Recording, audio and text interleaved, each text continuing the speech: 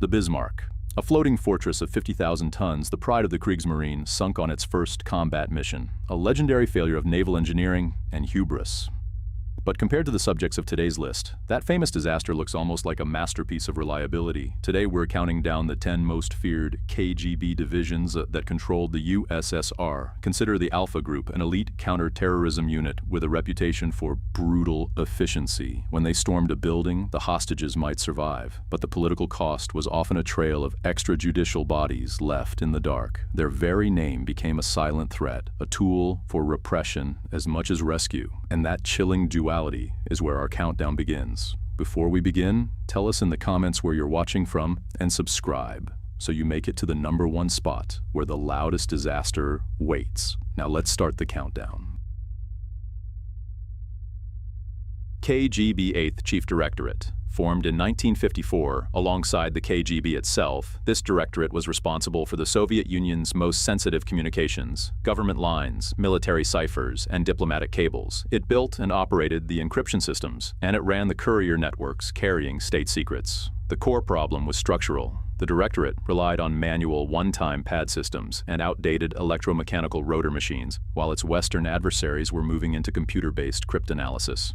Because the directorate controlled both the creation of codes and the security of their distribution, a single insider failure could cascade. That failure came in the late 1970s when a walk-in KGB officer, Viktor Shemov, defected to the United States. Shemov was a senior engineer inside the 8th Chief Directorate. He brought with him detailed knowledge of Soviet cipher algorithms, key management protocols, and vulnerabilities in the government's high-frequency radio links. This intelligence allowed the National Security Agency to exploit systemic weaknesses for over a decade.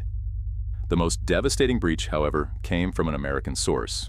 John Anthony Walker, a U.S. Navy communications specialist, began selling key lists and technical manuals to the KGB in 1967, but the 8th Chief Directorate failed to protect its own side of the equation. Walker's material, combined with Shemov's insights, gave the West a near-complete map of Soviet naval communications. By the mid-1980s, the U.S. could read Soviet fleet movements in real time. The Directorate never fully recovered. Its cryptographic monopoly bred complacency, and its secrecy culture prevented the kind of peer review that might have caught the flaws. When the Soviet Union collapsed in 1991, the Directorate's archives were partially destroyed, and its successor agencies inherited a legacy of compromised networks. Object 279. Development began in 1957 at the Kirov plant in Leningrad, led by engineer L. Troyanov. This was a heavy tank built for a single, terrifying purpose: to advance through a nuclear wasteland. The design brief wasn't just about firepower or armor, it was about physics. The high-speed shockwave from a nuclear blast is a wall of pressure. A tall, boxy tank presents a huge surface area to that wave and gets tumbled. The Object 279 solved this with shape. Its cast hull was formed into a flattened, elliptical shield, an elongated saucer 269 millimeters thick at its maximum, designed to deflect the shock wave up and around the vehicle, pressing it down into the ground. The low, sleek profile was the passive defense. The active defense against the irradiated, ash-choked terrain was its running gear. It had 4 separate track units mounted on 2 hollow longitudinal beams, which doubled as fuel tanks. This gave a ground pressure of just 0.6 kilograms per square centimeter. A 60-ton machine distributed its weight like a much lighter vehicle, capable of crossing deep snow, swamps, and a field of tank obstacles that would stop any conventional vehicle dead. A 1,000 horsepower diesel could push it to 55 kilometers per hour. The 130mm M65 gun was stabilized in 2 planes, and the 4-man crew was sealed in a full CBRN protected compartment. The idea was a supreme command breakthrough tank, unstoppable on a post-apocalyptic battlefield. A prototype was completed at the end of 1959, but the physics that made it unique also killed it. The 4-track system was a maintenance nightmare, with a turning resistance 12 times greater than a standard tank, making it horribly complex and inefficient in the mud. And on July 22, 1960, at the Kapustin Yar Proving Ground, Nikita Khrushchev made a new decree. He personally forbade any tank over 37 tons from being adopted, completely writing off the heavy tank program. The futuristic monster's warranty was voided by its own country's doctrine. The single completed prototype now sits in the Kubinka Tank Museum, restored to running condition in 2022. IT-1. In 1968, the Soviet Union fielded a new kind of armored vehicle. Its official designation was the IT-1, a tank destroyer built on the hull of a T-62. The main armament was not a cannon. It was a pop-up launcher for the 3M7 Drakon radio-guided missile. The concept was to give tank battalions extra long-range firepower. The vehicle carried 15 missiles, 12 were in a complex autoloader, and 3 more sat in an unarmored box on the back of the turret. The guidance logic was a physical dead end. The missile used radio command Sacklow's guidance. A tracer on the tail let the tank's optics track it. The system then transmitted course corrections on 1 of 7 frequencies. This required 520 kilograms of guidance equipment packed into the hull, but the missile had no guidance for the first second of flight. It launched slightly upward to clear the turret, creating a dead zone of 300 to 500 meters. Any target inside that range was untouchable. This gap was a tactical disaster in the close-range brawls of a European battlefield. The weapon also had a night range of only 400 to 900 meters, making the long-range advantage useless in darkness. The autoloader was a slow mechanical ballet. A roof hatch opened, the missile rose out, and its storage container was jettisoned before the fins could deploy. The process was slow and exposed the vehicle. Crews from tank units and artillery battalions both found the IT-1 overly complex and unreliable. Production lasted just 2 years. 220 units were built. By 1972, the military withdrew the vehicle from service. The remaining hulls were stripped and converted into BTS-4V recovery tractors. KGB border troops. By 1982, their legal mandate was codified in the law on the state border. The mission was absolute: repel armed incursions, prevent illegal crossings, stop smuggling of weapons, explosives, and subversive literature. They had the authority to arrest, search, and interrogate. They were not just border guards. They were a militarized arm of state security, equipped with patrol ships, aircraft, and 168,135 personnel as of June of 1941. The force inherited a structure from the NKVD with 18 border districts, 94 detachments, and their own aviation squadrons. They fought on the front lines during the Second World War, bearing the brunt of the German invasion, and later clashed with Chinese soldiers on the Ussuri River in 1969. The system was built on a dense, sophisticated network of field engineering and a massive human presence. The logic was control through saturation, but this logic had a fatal flaw. The organization was designed to stop an external enemy crossing in, not an internal population breaking out. When the ideological walls of the USSR began to crumble in the late 1980s, the physical barrier became irrelevant. The troops' rigid command structure, directly subordinated to the KGB, was optimized for a static line. It could not adapt to a fluid crisis of mass emigration, where the threat was not a foreign saboteur, but a citizen with a forged exit visa. The vast manpower and surveillance apparatus proved incapable of sealing a border that was the longest in the world, stretching from Norway to North Korea. The system that could spot a single footprint in a plowed strip of soil could not stop a flood of people simply walking across. The troops remained under joint command after the Soviet Union's end, but were soon divided among the new republics. The wall of men had no purpose without the wall of ideology. KGB, Third Chief Directorate. Formed in March 1954, simultaneously with the KGB itself, this was the military counterintelligence arm. Its existence answered a fundamental question of Soviet power. How do you control the people who have the guns? The Third Directorate embedded special sections, or Osobi Odely, directly inside every military unit, from the general staff down to individual regiments. An officer from the Third walked the barracks, listened in mess halls, and recruited a secret network of informants among soldiers and officers alike. The core function was simple and destructive: generate reports on the political mood, exposing unreliable elements and potential spies. This created a parallel command structure, invisible on the org chart. A regimental commander could not transfer a cook without a Third Directorate major in civilian clothes knowing about it and filing a report. Real spy catching was rare. The system optimized for finding ideological deviation instead. An offhand joke about the party leadership or a letter to a relative mentioning poor rations was enough to destroy a career or result in a trip to a penal battalion. This bred deep resentment, not loyalty. Officers commanded with one eye on the enemy and one eye on the political officer in the next room, freezing initiative. When the Soviet Union invaded Afghanistan in 1979, the 3rd Directorate's operatives were there too, monitoring troops for defeatism and drug use, a mission that only further alienated them from the ranks they policed. The entire structure outlived the USSR for a few months before being dissolved in its final form in late 1991. KGB 5th Chief Directorate. Formed in 1967 under the leadership of Philip Bobkov, this directorate was the KGB's ideological police. Its core mission was not foreign espionage, but the suppression of internal political dissent. The structure reflected a logic of preemptive control.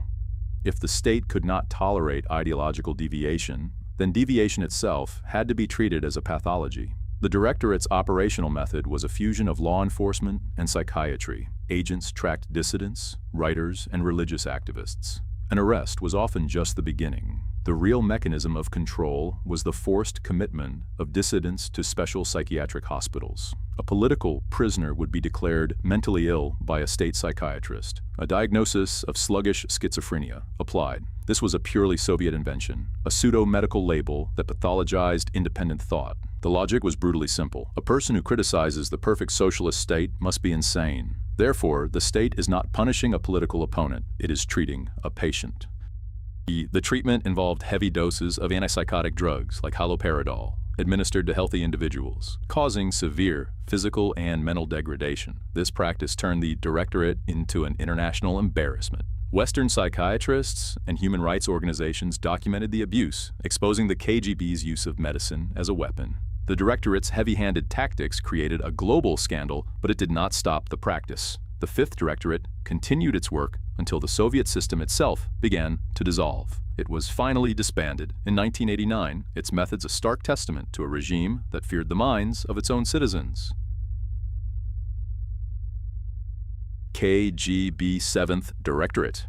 Formed in March 1954, alongside the agency itself, this directorate handled external surveillance, the physical tailing of diplomats, journalists, and suspected spies on the streets of Moscow and abroad. Its operatives worked in rotating teams of 5 to 15, using cars, public transport, and on-foot shadows to track a target's every move. The directorate also ran the KGB's technical eavesdropping operations, planting microphones in foreign embassies, hotel rooms, and even private apartments. The logic of their work was simple. Human intelligence could be fed by a defector or a walk-in, but technical and physical surveillance provided the verification. A recruited agent might be a double, but a recording of their voice in a bugged room did not lie. This principle drove their most legendary success. In 1945, a delegation of Soviet schoolchildren presented a carved wooden Great Seal of the United States to the American ambassador in Moscow. It hung in his study for 7 years. Inside was a passive listening device, no power source, no transmitter. It was a resonant cavity microphone, activated only by a specific radio frequency, beamed from a van outside. The beam hit the device. Sound waves from conversations in the room vibrated a membrane, and the modulated signal bounced back to the KGB receivers. The Americans did not discover it until 1952, and only after a British technician accidentally heard the Soviets' own voice tests on an open radio channel. The bug was a masterpiece of physics, turning the ambassador's own office into a Soviet microphone, yet the same directorate was also responsible for catastrophic operational clumsiness. The surveillance teams were often poorly trained in urban tradecraft, using rigid, predictable patterns. A standard tale involved a lead car, a follow car, and pedestrian teams communicating via hand signals and concealed radios. In crowded Western capitals, their heavy coats, identical hats, and obvious loitering made them stand out. CIA and MI6 officers routinely spotted KGB surveillance within minutes, a failure that blew the cover of dozens of illegal residents and agent handlers. The 7th Directorate's technical division could embed a microphone in a lampshade, but its foot soldiers could not follow a man down a London street without being seen. The directorate was dissolved with the KGB in December 1991, its surveillance archives transferred to the new FSB. KGB 1st Chief Directorate. Formed in 1954, this was the foreign intelligence arm, the eyes and ears of the Soviet Union beyond the Iron Curtain. Its structure was a direct inheritance from the Cheka's Foreign Department, created by Felix Dzerzhinsky in 1920. The mission was total political, military, and scientific technical intelligence collection. The first chief directorate ran illegal residencies, deep cover agents operating without diplomatic immunity, and legal residencies based in Soviet embassies. The penetration of Western governments was legendary. The Cambridge Five, Philby, Burgess, Maclean, Blunt, and Cairncross, burrowed into British intelligence and the Foreign Office, feeding Moscow atomic secrets and NATO war plans for decades. This success was a product of ideological conviction exploited by patient, methodical recruitment. But the same system that built these networks also devoured them. Internal paranoia was the operational constant. A defection could unravel a decade of work in a single afternoon. When GRU Colonel Oleg Penkovsky volunteered his services to the ECIA and MI6 in 1961, he handed over thousands of documents on Soviet missile capabilities.